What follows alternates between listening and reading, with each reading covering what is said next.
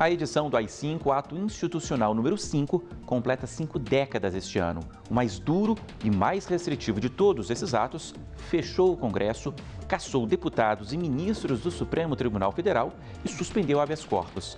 Livros que abordam a ditadura militar no Brasil são assunto deste Luminuras. E os nossos convidados são o advogado Marcelo Pires Torreão e a escritora Rosângela Vieira Rocha.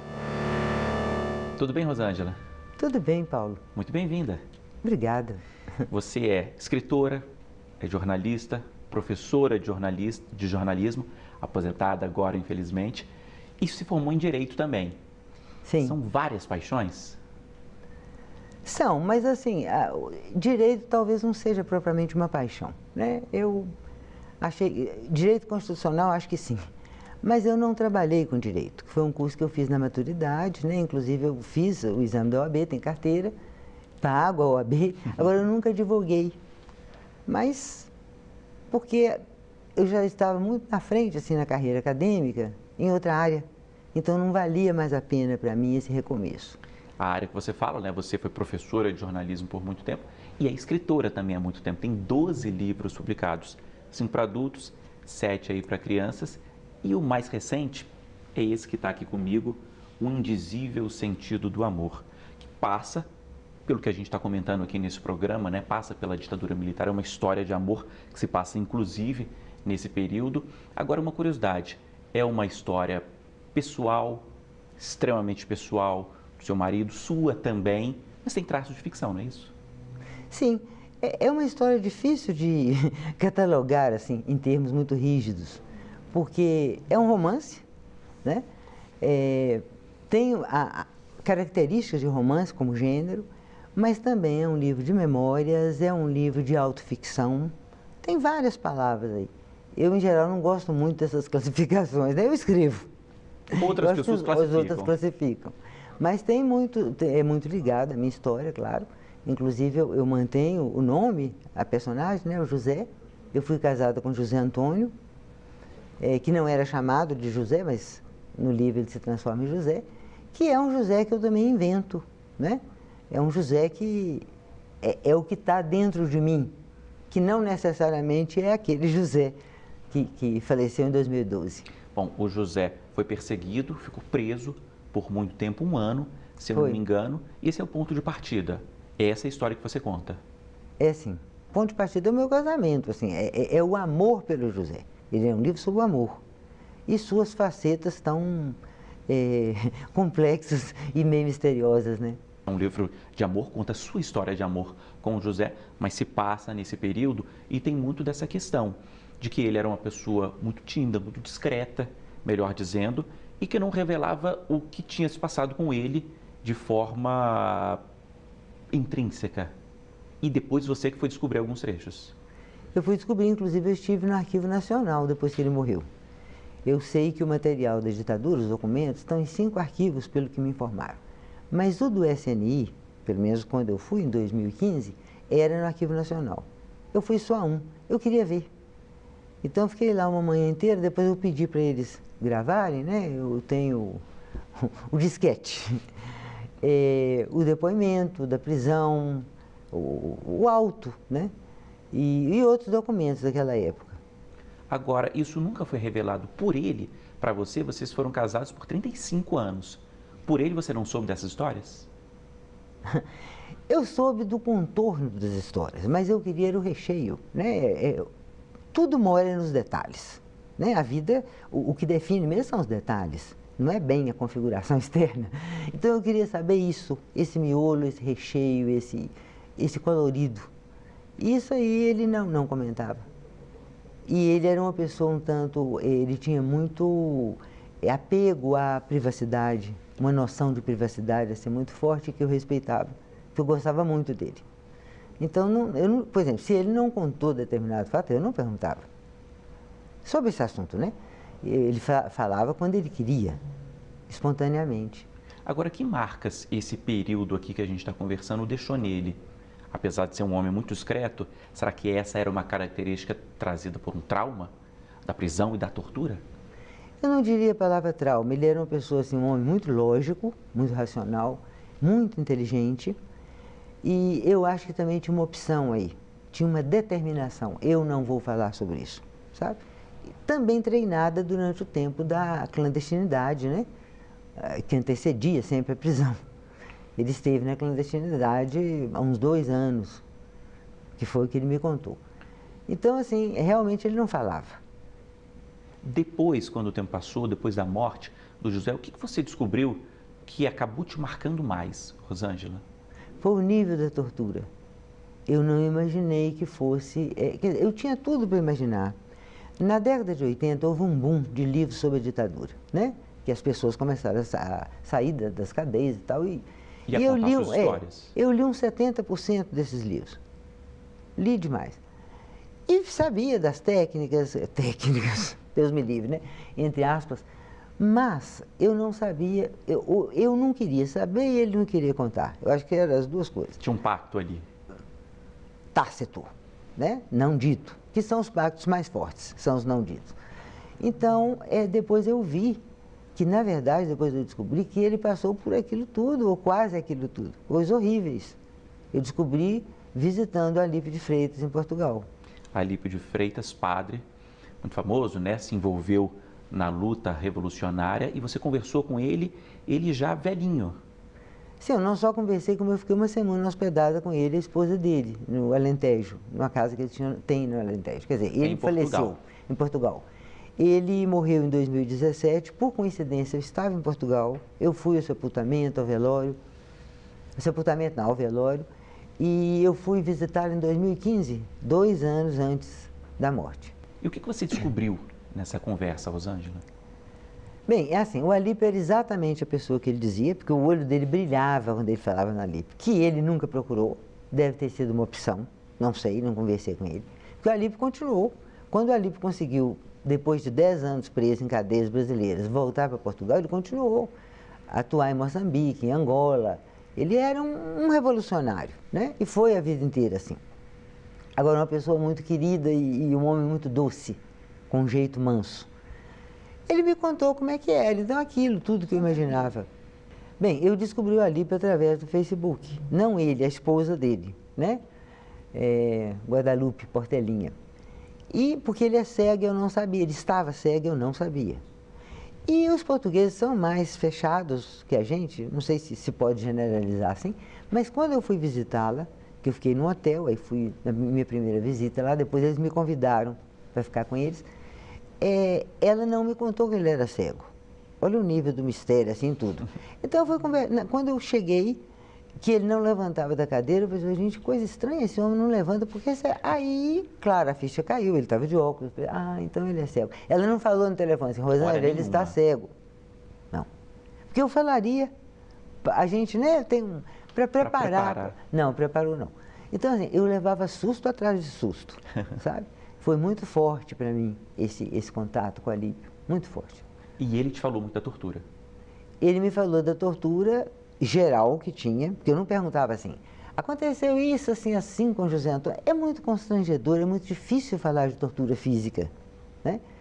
Inclusive para a gente que não foi torturado, é muito difícil. Para eles, então, o Alípio falava tudo, que se perguntasse, mas só se perguntasse.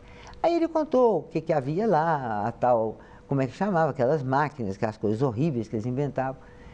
E eu ouvi aquilo tudo e no final eu falei assim, eu queria saber se tinha acontecido com o José Antônio. E fiquei estudando como é que eu fazia a pergunta. Então eu falei assim, Alípio, mas isso aconteceu com todos? Assim, depois de horas de conversa. Aí ele me olhou, ele virou para mim assim, um tempo, esperou e falou assim, ora, o inferno era para todos? Quer dizer, ele entendeu a minha pergunta e eu entendi a resposta. Não tinha exceção, né? Não, agora, quando eu saía dessas conversas, eu chorava muito. Porque eu tive muita dó de ele já ter morrido e eu não poder...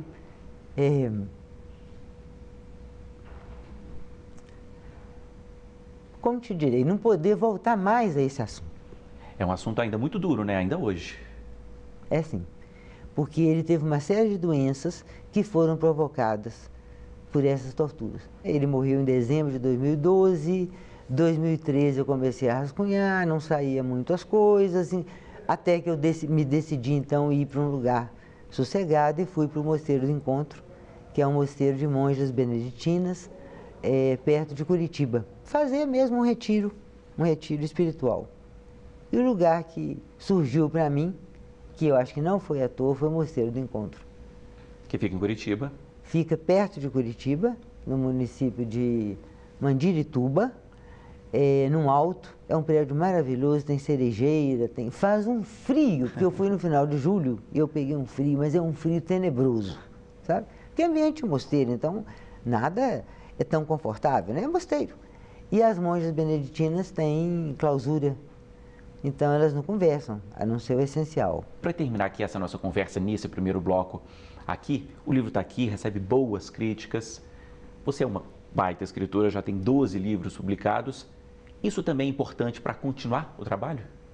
Claro, eu estou escrevendo outro romance, né? Agora, eu te confesso que estou um pouco empaquetada, assim, com as críticas sobre esse livro, realmente muito positivas, né? Eu estou concorrendo aos prêmios esse ano, a esses prêmios aí, porque a gente fica sempre com um certo medo de frustrar as expectativas. Ok, Rosângela, é isso. Muito obrigado pela sua presença aqui com a gente no Iluminuras, parabéns pelo livro e a gente aguarda os outros agora. Eu que agradeço, Paulo, a oportunidade, viu? E a conversa tão agradável. Que bom, muito obrigado. Bom, isso foi só o primeiro trecho aqui do Iluminuras. Depois do intervalo a gente segue falando sobre ditadura militar e democracia com o advogado Marcelo Pires Torreão. O intervalo é curto, hein? Até já.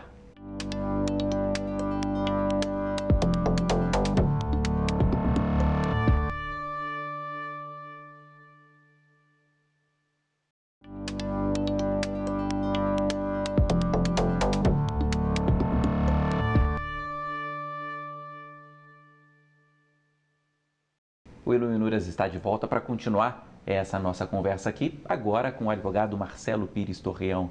E Marcelo, tudo bem? Tudo jóia, Paulo. Bem-vindo. Obrigado, é um prazer estar aqui com vocês. Bom, você estuda na UNB, Universidade de Brasília, faz parte de um grupo que estuda a justiça de transição, Isso. Grupo consolidado. Agora, o que é a justiça de transição? Rapidamente para a gente, Marcelo.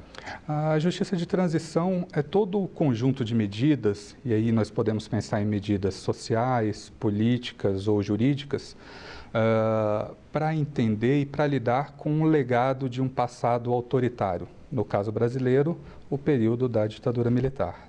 E o grupo é composto de 4 perspectivas, não é isso? É. Quais são e qual foi a que você escolheu? Isso. A justiça de transição tem sido estudada no mundo todo, né? Especialmente no século XX. Vários países ao redor do mundo passaram por momentos de guerra civil, por ditaduras, e os estudiosos do mundo todo conseguiram concentrar todas as formas de buscar uma justiça de transição em 4 principais perspectivas. Primeiro, a reparação às vítimas, e aí pode ser uma reparação econômica, pode ser reparação psicológica, moral. O segundo, a parte da justiça, a parte de buscar a responsabilização daqueles que violaram direitos humanos nos períodos de exceção. Terceiro, a reforma das instituições, saber como que as instituições podem ser melhoradas para evitar que esses retrocessos voltem a acontecer no futuro. E o quarto, a parte da construção de uma memória, a busca pela verdade e a construção da memória para poder entender o que aconteceu nesses períodos excepcionais e assim ajudar a construir uma paz social e democracias consolidadas. E qual que é a sua perspectiva? Todos esses 4 elementos, não há uma hierarquia entre eles, os 4 são medidas diferentes para buscar um mesmo fim. Um fim de uma democracia com menos violência, com maior participação social, mas os 4 fazem parte. E esse livro a gente trata justamente das 4 dimensões. Você falava que esse livro, né? Ele se chama Justiça de Transição no Brasil, Apontamentos. É composto por vários especialistas. Você até contava isso, né? Não só pessoas do direito, de várias formações ali.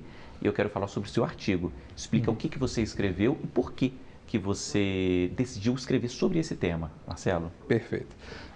Eu procurei um tema um pouco diferente do qual eu trabalho. Eu trabalho com a parte da reparação às vítimas. Desde 2005 eu trabalho com processos de pessoas que sofreram algum prejuízo na ditadura militar e buscam a reparação.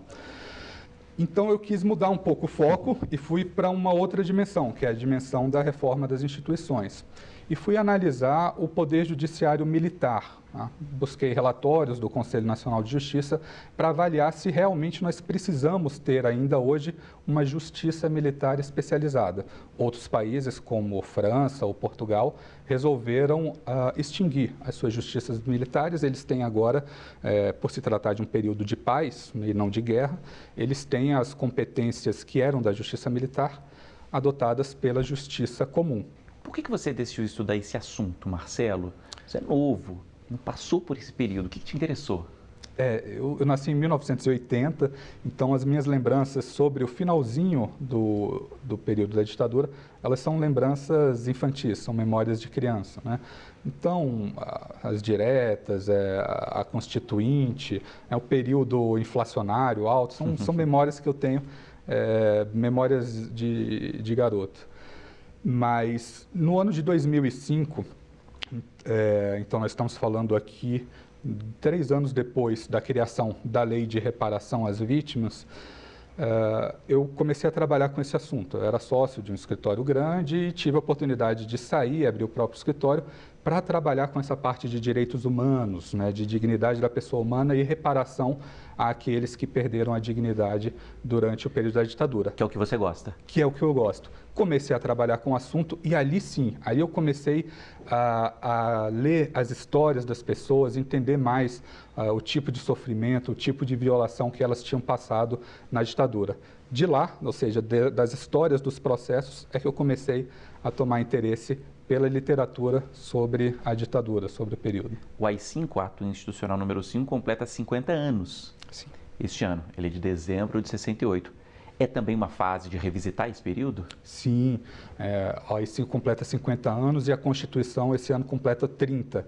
Então, esses ciclos que fecham décadas são uma excelente oportunidade para requestionamentos, para pensar o que permanece ainda de resquício da ditadura nos dias de hoje, o que pode ser melhorado, né? Se houve algum retrocesso, né? Nós caminhávamos de uma excelente Constituição, uma Constituição moderna, fruto de muitas lutas populares, uma Constituição que trata de uma gama muito diversificada de setores da sociedade.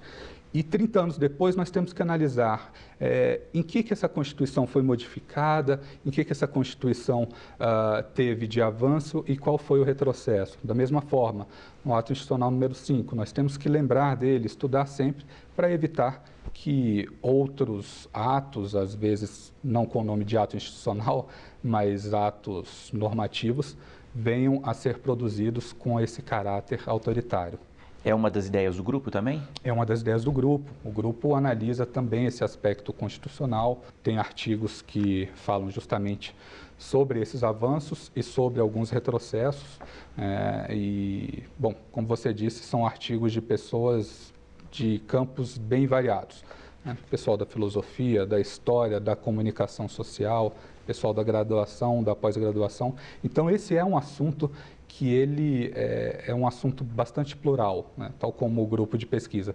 Ele permite várias análises, né? vários enfoques diferentes. E a gente estuda pouco esse assunto ou não? Pelo contrário, a gente estuda bastante? Curiosamente, nós estudamos bastante, entendo eu. Porque a partir do momento que você começa a ir um pouco mais a fundo, ver qual foi o material produzido na literatura, nos filmes, nas músicas, você percebe que há realmente um material enorme, e vários deles acessíveis, né? O material Brasil Nunca Mais, o projeto Brasil Nunca Mais, ele está disponível, qualquer cidadão pode acessar o site e obter todo o acervo de pesquisa que começou lá na década de 70 e segue até hoje. Porém, às vezes, esse excesso de material, esse excesso de memória, ele vem carregado com uma falta de interesse, uma falta de importância. Eu diria, então, que apesar de muito material existente e produzido no Brasil, falta ainda dar a devida importância. E, principalmente, entendo eu, que esse trabalho de pesquisar esses períodos, né, de autoritarismo, períodos totalitários, eles têm que sempre ser pesquisados e reanalisados. Isso é um ciclo que não pode ter fim, porque senão pode voltar a acontecer. Você já falou aqui que a gente precisa estudar para que não volte a acontecer, para que se avalie o que está bom e o que pode ser melhorado, mas o seu objetivo principal é esse?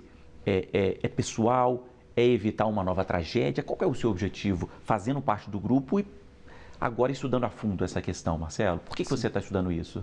Então, a partir do momento em que você começa a conhecer um pouco mais a história das pessoas, o que elas passaram durante o regime militar, você se sente muito vinculado a elas e quase que com uma responsabilidade por produzir e por defender esse legado dessas pessoas que lutaram pela democracia, né? Pessoas perderam seus empregos, outros foram ao exílio, outros perderam familiares, perderam suas próprias vidas em processo de lutas, né? Pessoas faziam greve para protestar contra um governo autoritário, né? E com isso eram demitidos, outros eram presos, torturados, um processo de luta. Essa luta é que não pode ser esquecida.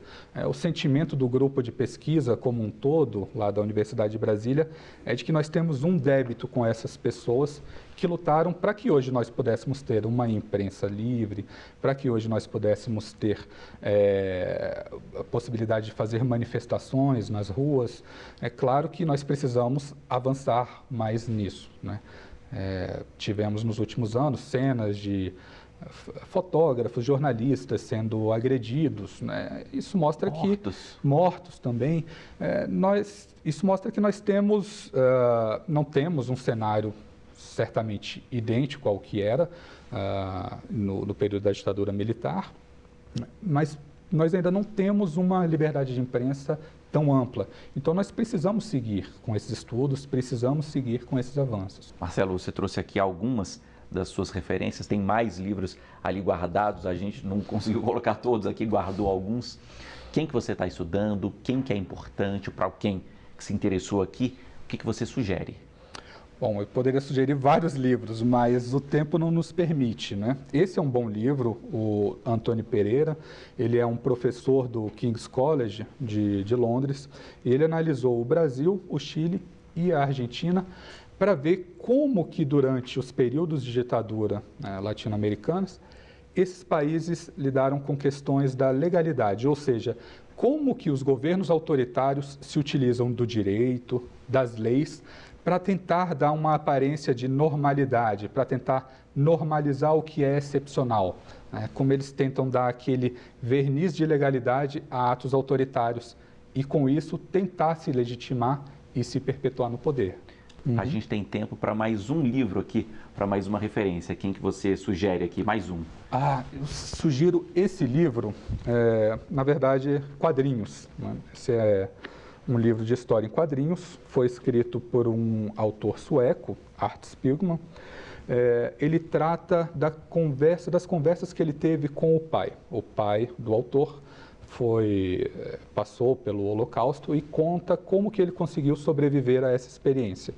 Esse é um livro bastante interessante, ele foi premiado, ele ganhou o prêmio Pulitzer em 1992, e na época não sabiam como classificar o prêmio, já que aqui era uma história autobiográfica, mas que era narrada sob a forma de quadrinhos, né? Uma forma antropomórfica. Ele usa de bichos, né? Animais, para representar determinadas etnias. Então, não tinha essa classificação, né, no prêmio? Não tinha essa classificação. Criaram um prêmio especial para premiar essa obra, né? Os judeus são retratados como ratos, os nazistas são retratados como gatos, e daí nós temos outros personagens, os norte-americanos são cães, os poloneses são porcos, os franceses são sapos, os ingleses são peixes. Esse é um livro muito interessante. E não que fica aí de sugestão, né? É uma boa sugestão. Legal, Marcelo. É isso. Muito obrigado pela sua presença aqui no Luminuras. Foi uma boa conversa, um prazer receber você. E até a próxima. O prazer foi meu. Muito obrigado. Obrigado a todos.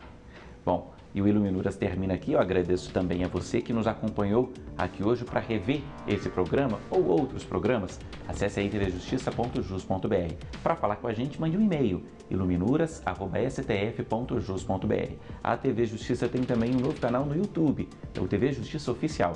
Acessa lá e até a próxima semana. Tchau!